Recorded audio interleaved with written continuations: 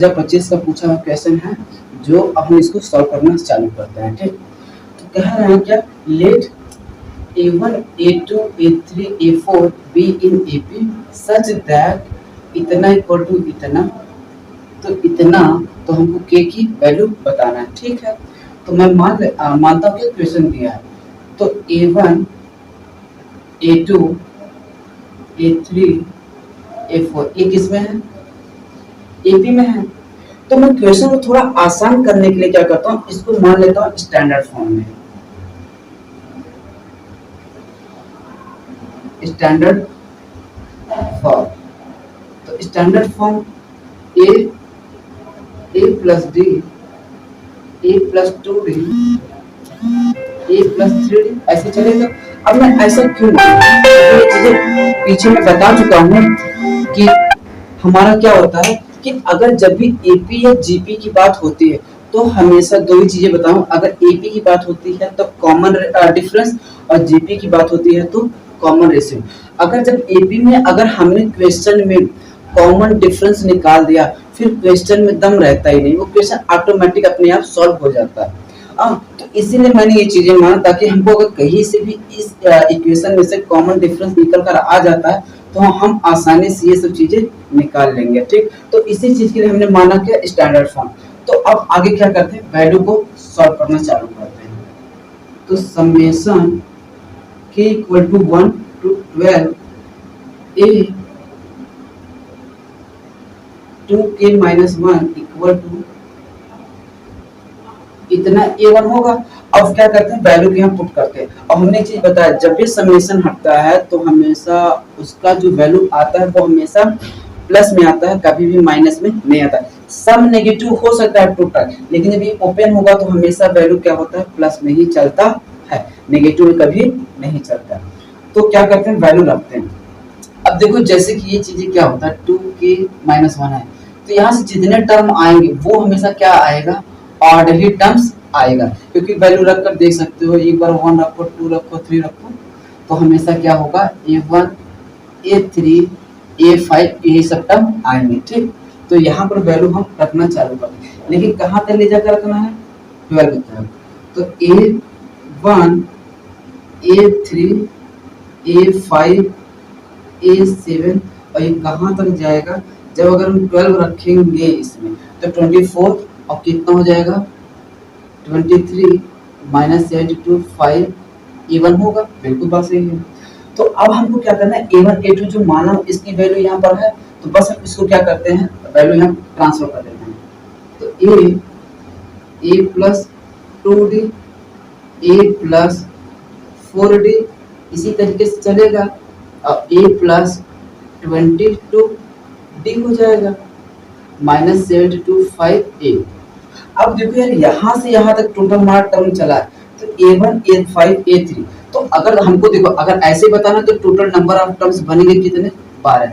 कितने number total of terms बनेंगे, 12, क्योंकि यहाँ पहले ही है कितना है, 1 से लेकर कितना रखना, 12 तक। तो वो हमको टोटल टर्म्स, अब इसको सॉल्व करोगे तो A कितनी बार आएगा, 12 बार, तो कितना आ गया। अब D हमारा क्या है, 2D 4D, और इसी तरीके से आगे कितना आएगा, plus 22D equal to minus 72 5 ये हो जाएगा। बस ये सब। अच्छा एक चीज यहाँ पर ये ध्यान देना है, अगर इधर प्लस है उधर भेज देंगे क्या होगा, माइनस होगा। ये वाला A इधर प्लस है उधर भेज देंगे क्या होगा, माइनस होगा। तो यहाँ पर हो गया क्या, तो अब इसमें से क्या कॉमन है, 2 कॉमन है, 2 कॉमन ले लो, 2D।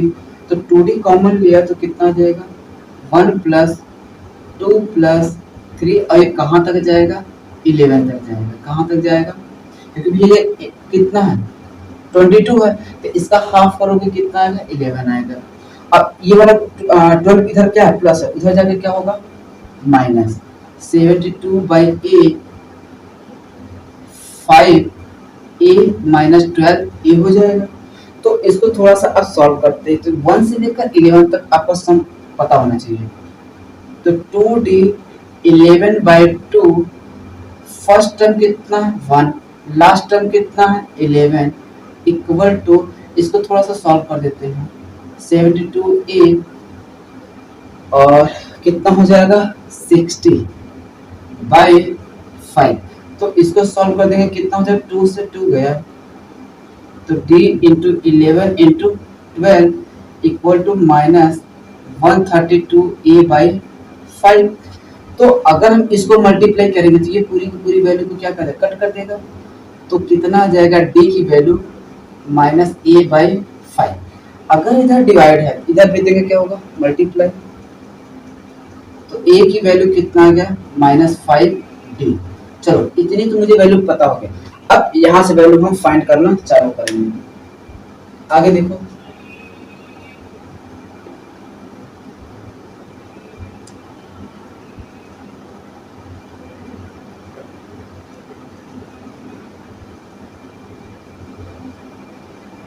तो अब हमको ये दिया है क्या,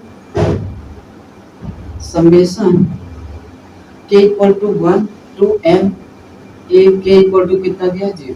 तो बस क्या करना है, जैसे इसके साथ की कारनामा इसके साथ भी वही करना है।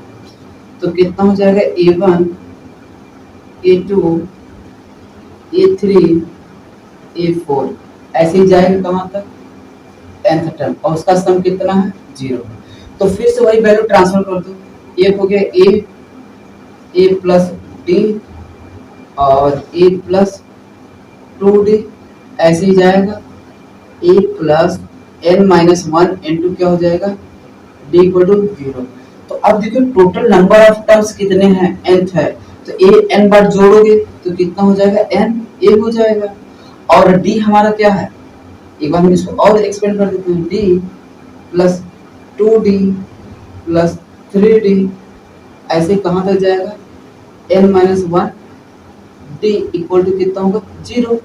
तो अब देखो ये मैंने a n बार आया था, d कितनी बार आया, n-1 बार, तो इसको जोड़ोगे कितना होगा टोटल, तो हमारा बन जाएगा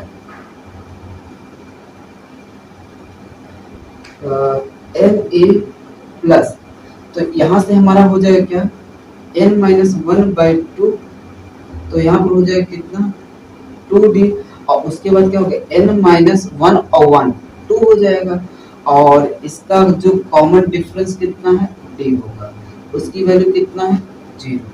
तो यहाँ हो जाएगा क्या, n-1/2, तो यहाँ हो जाएगा क्या, 2d nd-2d इक्वल टू 0। ये इससे गया, तो यहाँ पर हो गया क्या, n-1 इंटू nd/2 हो जाएगा इक्वल टू 0। अब क्या करना, n को यहाँ से हम क्या कर देंगे, कॉमन लेकर उड़ा देंगे, ठीक।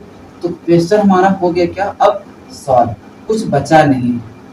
तो अब यहाँ से n हमने कॉमन लेकर हटा दिया, तो a plus n-1 d/2 equal to 0 हो जाएगा, और a की वैल्यू हमको कितना है, 5d, तो यहाँ पर रख देते हैं -5d plus n-1 d equal to 0/2।